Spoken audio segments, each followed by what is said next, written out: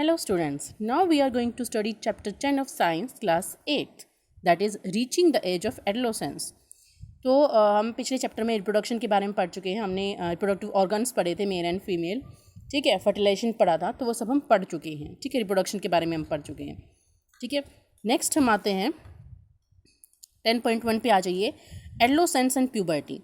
तो एडोलेसेंस का मतलब क्या होता है कि जब आपकी बॉडी में चेंजेस आना स्टार्ट हो जाते हैं, मतलब वो पीरियड जब चेंजेस आते हैं, ठीक है. बॉडी में चेंजेस आते हैं, बॉयज़ और गर्ल्स की बॉडी में चेंजेस आते हैं. छोटे बच्चे होते हैं, पता ही नहीं चलता कौन सा बॉय है कौन सा गर्ल है, लेकिन जैसे जैसे एज बढ़ती रहती है तो डिफरेंस आ जाता है बॉयज़ और गर्ल्स में, ठीक है. अपीरियंस में भी डिफरेंस आ जाता है.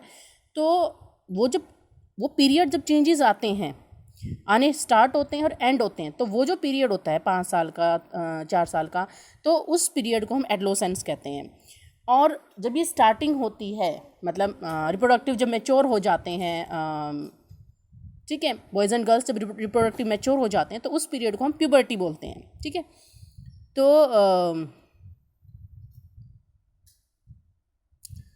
इसमें क्या होता है, हाइट इंक्रीज़ हो जाती है, ठीक है. और जब स्टूडेंट्स जो है एट द एज ऑफ मतलब कितनी एज में 10-11 एज में जब पहुंचते हैं, ठीक है, तो चेंजेस आना स्टार्ट होते हैं बॉडी में, ठीक है. तो यहाँ से आ जाइए, growing up is a natural process. बढ़ना जो है वो एक प्राकृतिक प्रक्रिया है. Period of life and the body undergoes changes. वो पीरियड ऑफ लाइफ जब बॉडी में चेंजेस आना स्टार्ट होते हैं, लीडिंग टू रिप्रोडक्टिव मैच्योरिटी, ताकि वो रिप्रोडक्टिव मैच्योर हो जाए, तो उस पीरियड को हम क्या कहते हैं, एडोलेसेंस कहते हैं, ठीक है. ये आपका एडोलेसेंस. और एडोलेसेंस जो है वो 11 से स्टार्ट हो जाता है एंड कब तक रहता है, 18 to 19. इसको टीन एज भी बोला जाता है, टीन एज, क्योंकि 13, 14, 15 हर जगह टीन आ रहा है, पीछे टीन आ रहा है, तो इसको टीन एज भी बोला जाता है, और उन बच्चों को टीनेजर्स बोला जाता है, ठीक है. तो ये हो गया आपका. उसके बाद यहाँ आ जाइए, the human body undergoes several changes during adolescence. Human body में जो है बहुत सारे चेंजेस आते हैं एडोलेसेंस के दौरान, किशोर अवस्था के दौरान. तो ये changes mark the onset of puberty, ठीक है. ये चेंजेस हो जाने के बाद जो है वो प्यूबर्टी आती है, यानी कि रिप्रोडक्टिव मैच्योर हो जाता है बच्चा, मतलब इंसान, तो उसको हम प्यूबर्टी बोलते हैं, ठीक है. मोस्ट इम्पोर्टेंट चेंज जो होता है वो क्या होता है, the boys and girls become capable of reproduction. वो रिप्रोडक्शन के लिए कैपेबल हो जाते हैं, ठीक है. और puberty ends when the adolescence reaches reproductive maturity.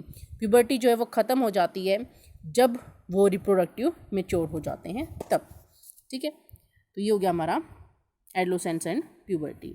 उसके बाद है चेंजेस एट प्यूबर्टी. क्या क्या चेंजेस आते हैं प्यूबर्टी के दौरान. तो सबसे पहला है increase in height. Height increase हो जाती है बॉयज़ एंड गर्ल्स की. The most conspicuous change during puberty is the sudden increase in height. तो एकदम से हाइट इंक्रीज़ हो जाती है, ठीक है. लॉन्ग बोन्स हो जाती हैं, ठीक है. हाथ पैर लंबे लंबे हो जाते हैं, शरीर लंबा हो जाता है, तो इंक्रीज़ होना हाइट में, ठीक है. और ये देखिए, इस टेबल में देखिए, जब 8 साल के होते हैं तो बॉयज़ की हाइट 72% होती है, गर्ल्स की 77% होती है. 9 के जब होते हैं 75% होती है बॉयज़ की, गर्ल्स की 81% होती है, ठीक है. 11 की देखिए, 11 एज में 11 साल की उम्र में लड़के की हाइट 81% होती है, जबकि लड़की की 88. 12 मोस्ट ऑफ जो हाइट है गर्ल्स अपनी अटेन कर लेती हैं 14-15 की एज में, ठीक है. 14-15 साल तक जितनी हाइट बढ़नी होती है लड़कियों की बढ़ जाती है, लेकिन बॉयज़ की जो है वो 18, 19, 20 तक भी बढ़ती है, ठीक है. तो क्या देखा गया है कि जो गर्ल्स की हाइट है वो जल्दी बढ़ती है, फिर रुक भी जल्दी जाती है, लेकिन बॉयज़ की हाइट लेट बढ़ना स्टार्ट करती है, मतलब लेट एकदम से इंक्रीज़ होता है फिर, और लेट तक बढ़ती रहती है, ठीक है. तो ठीक है. अब फुल हाइट का आप कैलकुलेशन कैसे करें. प्रेजेंट हाइट मतलब आपकी कितनी हाइट जाएगी, उसका कैलकुलेशन आप कैसे करें. आपकी जो प्रेजेंट हाइट है सेंटीमीटर में, बाय इस कॉलम में जो फुल एज दे रखी है उस एज में कितने परसेंटेज दे रखी है. जैसे 14 एज में जो है बॉयज़ की हाइट 92% है, ठीक है. और अब उस बच्चे की कितनी हाइट है, इंटू 100. तो जैसे एग्जांपल दे रखा है कि एक बॉय 9 ईयर का है, 120 अभी उसकी हाइट है, तो 120 सेंटीमीटर अभी उसकी हाइट है. 9 साल की उम्र में 9 साल की जो है एज में, आयु में जो है ये रहा आपका बॉयज़ की हाइट कितनी होनी चाहिए, 75% होनी चाहिए। तो इसका मतलब वो 160 सेंटीमीटर लंबा जाएगा, ठीक है ना। तो ये हो गया हमारा, इस तरीके से हम प्रेजेंट हाइट निकाल सकते हैं, ठीक है। और बॉयज़ एंड गर्ल्स की ये हाइट का भी डाटा दिखा रखा है कि गर्ल्स की जो है वो ये देखिए बढ़ रही है, ठीक है, जल्दी बढ़ रही है लेकिन जल्दी रुक भी जाती है। बॉयज़ की थोड़ा टाइम तक बढ़ती है। ब्लू लाइन जो है वो गर्ल्स के लिए है और रेड जो है वो बॉयज़ के लिए है, ठीक है। उसके बाद है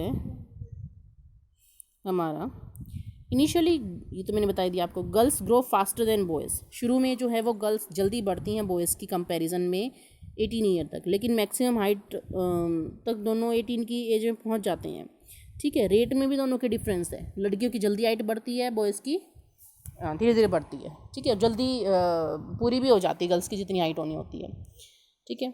उसके बाद है हमारा बोन्स, मसल्स, बॉडी पार्ट्स, ये सब जो है वो बढ़ जाते, ग्रो करना स्टार्ट कर देते। तो इंक्रीज इन हाइट हमारा फर्स्ट पॉइंट हो गया।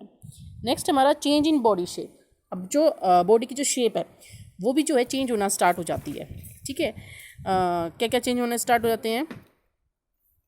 Shoulders in girls, the region below the waist becomes wider, ठीक है। तो वेस्ट के जो नीचे का हिस्सा है वो क्या हो जाता है, वाइडर हो जाता है, ठीक है। बॉयज़ में मसल्स ग्रो करना स्टार्ट कर देती हैं, ज़्यादा बड़ी बड़ी हो जाती हैं मसल्स उनकी, ठीक है। और चेंज जो है दोनों में डिफरेंट होते हैं। तो change in body shape change होगी, ठीक है। उसके बाद है नेक्स्ट वॉइस चेंज, ठीक है। वॉइस भी चेंज हो जाती है। तो प्यूबर्टी के टाइम पे जो वॉइस बॉक्स होता है लिनेक्स का होता है, जो जिसको हम लिनेक्स कहते हैं, बिगिन्स टू ग्रो, वो ग्रो करने लग जाता है। Boys develop larger voice box, ठीक है। जो बॉयज़ का जो वॉइस बॉक्स होता है वो लार्जर होता है, बड़ा हो जाता है, ठीक है। And seen as a protruding part of the throat, और ऐसे उभरा हुआ दिखाई देता है। आपने देखा गले में बॉयज़ के ऐसे उभार सा होता है, ठीक है। तो उसको हम क्या बोलते हैं, वॉइस बॉक्स बोलते हैं, ठीक है। मतलब एडम्स एप्पल बोलते हैं उसको, क्या बोलते हैं उसको, एडम। ये देखा होगा अपने बॉयज़ में ऐसे कुछ निकला होता है क्योंकि ये लार्जर हो जाता है वॉइस बॉक्स, ठीक है, ठीक है। तो इसको हम क्या कहते हैं, एडम्स एप्पल। क्या कहते हैं इसको हम, एडम्स एप्पल। ये भी क्वेश्चन आएगा आपका, ठीक है। उसके बाद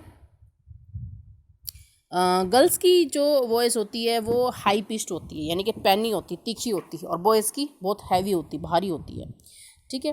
और डीप वॉइस होती है बॉयज़ की, ये हो गया, ठीक है। मसल्स हो गया, ठीक है।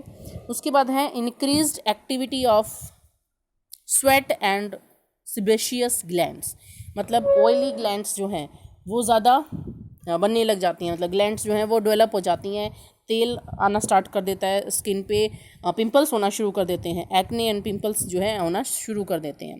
ये देखिए, during the puberty the secretion of sweat glands and sebaceous glands, जो ऑयली ग्लैंड्स होती हैं वो इंक्रीज हो जाती हैं। Many young people get acne and pimples on the face at this time, तो लोगों को, बच्चों को जो है पिंपल्स होना स्टार्ट हो जाते हैं, फुंसियाँ होना स्टार्ट हो जाती हैं चेहरे पे, ठीक है, क्योंकि उनकी स्किन जो है वो ऑयली हो जाती है, ठीक है।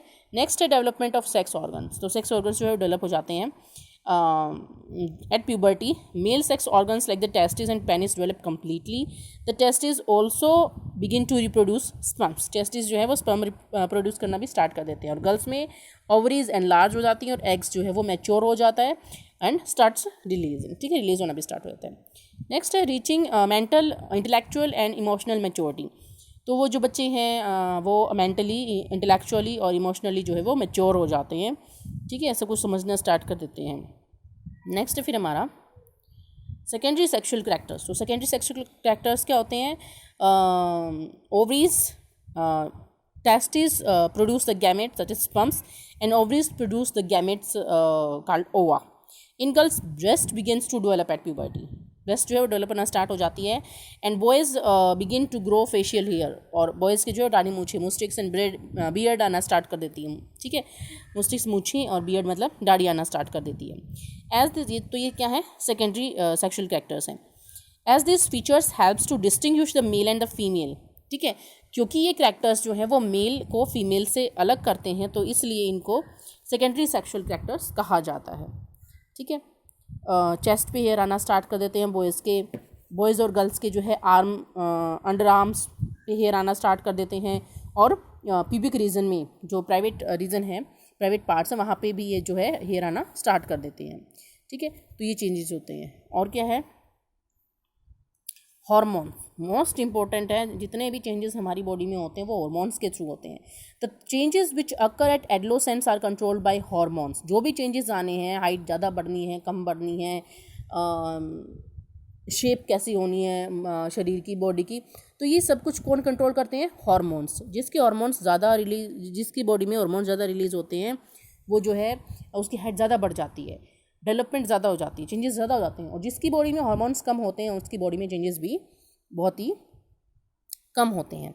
तो हर चीज़ को कंट्रोल करने का काम कौन करते हैं? यही हॉर्मोन्स करते हैं। ठीक है, उसके बाद है the hormones are chemical substances. अब हॉर्मोन्स